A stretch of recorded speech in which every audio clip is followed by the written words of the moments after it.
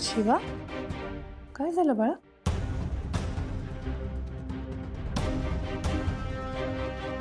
काकूने आशूला समजावलं की त्याने खंबीर राहायला पाहिजे, पण ह्यात त्याची काहीच चूक नाहीये.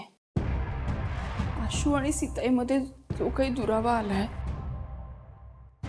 तो माझ्याचमुळे आलाय असं मला वाटायला लागलंय. शिवा, मला ना वाटलंच होतं की तुम्ही दोघं पोरं आता याच विचारात जाल आणि हा सगळा दोष स्वतःवरच ओढावून घ्या. खरं तेच आहे ना, कितीही गोष्टी नाकारल्या तरी सत्य नाही ना बदलत.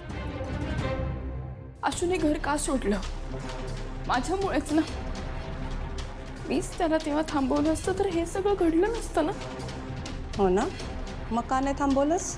कारण काकू त्याने नसतं ऐकलं आणि तेव्हा त्याला स्वतःच्या पायावर उभं राहणं जास्त महत्वाचं होतं.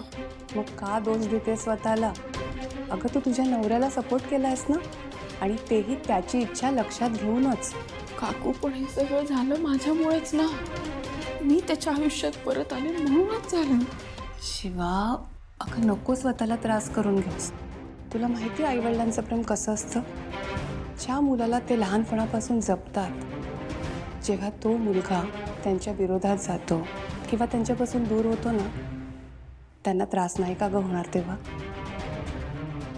पण याचा अर्थ असा नाहीये की तो मुलगा चुकीचा आहे. अगं आशूने जर तो निर्णय घेतला नसता तर त्याला त्याच्या प्रेमासाठी कसं उभं राहता आलं असतं? आणि तू तर त्याच्याबरोबर नेहमीच उभी असतेस ना. मग त्यामुळे या सगळ्याला तू जबाबदार आहेस असं नको समजूस. आणि आशूच्या या निर्णयामुळे ना, आशूमध्ये एक छानसा बदल जाणवला मला. बघ ना, भाऊ नाहीयेत, हे नाहीयेत, तरीही ही परिस्थिती त्याने किती छानपणे सांभाळली. अगं मला सांग, हा जबाबदार आशू का बघायला मिळाला? चल सोड आता हा विचार.